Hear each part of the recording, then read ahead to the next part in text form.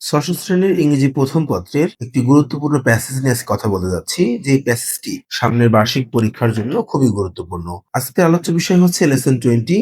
Title বা শিরোনাম হলো Hason Raja the mystic bird of Bangladesh.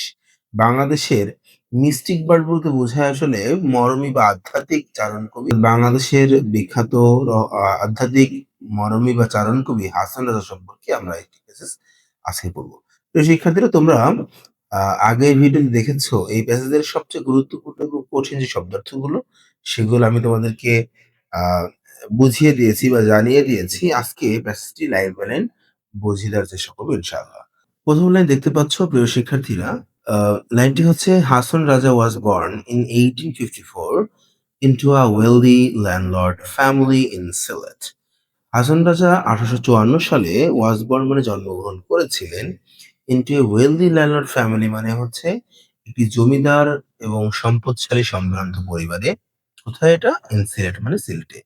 সিলেটের এক ধনী জমিদার পরিবারে জন্মগ্রহণ করেন। He did not receive much formal education as a child.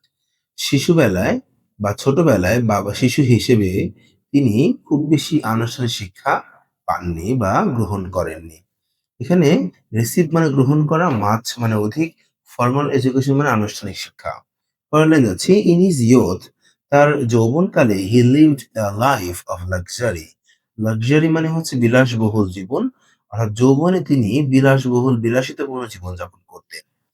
He had everything, money, comfort and pleasure. He had everything মানে তার সবকিছু ছিল।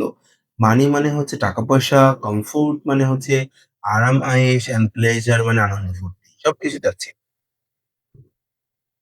However, যাই হোক বা তবে, at one point in his life, জীবনের একটা পর্যায়ে এসে he began to feel, তিনি অনুভব করতে শুরু করলেন that যে these material possessions, এই পার্থিব যে সম্পত্তি were meaningless, এগুলো আসলে অর্থহীন।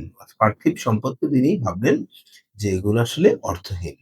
He gave away মানে তিনি বিলিয়ে দিলেন, দান করে দিলেন all his property, তার সব সম্পদ, and started to think deeply, এবং গভীরভাবে ভাবা শুরু করলেন about the creator, সৃষ্টিকর্তা সম্পর্কে, লাইফ জীবন সম্পর্কে, ডেথ মৃত্যু, অ্যান্ড হিউম্যান কাইন্ড এবং মানব জাতি সম্পর্কে ভাবতে শুরু করলেন। হি রোট অ্যাবাউট 1000 songs, তিনি হাজার প্রায় 1000 গান লিখলেন বা লিখেছিলেন, হুইচ রিফ্লেক্টেড হিজ থটস, যেটা প্রতিফলিত করেছিল তার চিন্তা ভাবনাগুলো। অর্থাৎ তিনি 1000 গান লিখেছিলেন, সেই গানগুলোতে তার চিন্তার প্রতিফলন ঘটেছিল। In 1906, 1906 সালে, he published a book, তিনি একটি বই প্রকাশ করেন, called হাসন উদাস। হাসন উদাস নামে একটি বই প্রকাশ করেন।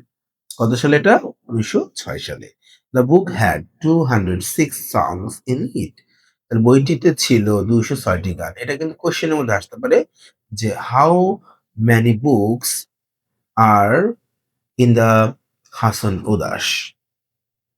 তখন কিন্তু উত্তর হবে, the book had 206 songs in it. In his songs, তার গানসমূহের মধ্যে, he called himself, তিনি নিজেকে বলেছেন ক্রেজি হাসন রাজা। ক্রেজি মানে হচ্ছে পাগলা বা পাগল, আর পাগলা হাসন রাজার নামে নিজেকেই সম্বোধন করেছেন গানের মধ্যে। Another volume called Hason Raja সমগ্র, অন্য একটি আহ খণ্ড প্রকাশিত হয়েছিল। এখানে ভলিউম মানে খণ্ড। অন্য একটি খণ্ড প্রকাশিত হয়েছিল হাসন রাজা সমগ্র নামে। হাসন রাজা সমগ্রের বাংলা হচ্ছে complete works of Hason Raja, Hason রাজার সকল কাজ মিলে। ওয়াজ অলসো পাবলিশ, এটা প্রকাশিত হয়েছিল, হুইচ কন্টেইনড, যেটা ধারণ করেছিল 500 poems অ্যান্ড songs, অর্থাৎ হাসন রাজার সমগ্র রচনা সমগ্র নামে যে গ্রন্থটি প্রকাশ হয়েছিল, সেখানে ছিল 500 কবিতা এবং গান। হাসন রাজার songs, হাসন রাজার গানসমূহ had always been popular in Sylhet, সিলেটে আগে থেকেই জনপ্রিয় ছিল। বাট ভেরি সুন, কিন্তু খুব দ্রুত, they spread all over Bangladesh and beyond, সেগুলো ছড়িয়ে পড়ে সারা বাংলাদেশ ব্যাপী এবং কি বিয়ন্ড মানে দেশের বাইরেও। অ্যাজ ইউ গ্রো ওল্ডার, যখন তুমি বড় হবে বা বড় হওয়ার সাথে সাথে, try to learn more about this great mystic poet. Try মানে চেষ্টা করো, লার্ন শিখতে বা জানতে, মোর অ্যাবাউট দিস গ্রেট এই মহান মরমী মিস্টিক পোয়েট, এই মরমী কবি বা চারণ কবি সম্পর্কে জানতে চেষ্টা করো through reading and listening to his songs, তার গান পড়া এবং শোনার মাধ্যমে। তো এই ছিল আমাদের টেক্সট। প্রিয় শিক্ষার্থীরা, আশা করি প্যাসেজটি বুঝেছো। যদি কোনো প্রশ্ন থাকে অবশ্যই আমাকে জানাতে পারো। তো এরপরে কোন প্যাসেজটি তোমার কঠিন লাগে বা তোমার বার্ষিকের প্রিপারেশনকে সহজ করতে যেটি আমাদের প্রয়োজন মনে করো অবশ্যই জানাবে। আমি তোমাদের জন্য সেই ভিডিওটি দিব। সে পর্যন্ত ভালো থাকবে সবাই। আসসালামু আলাইকুম।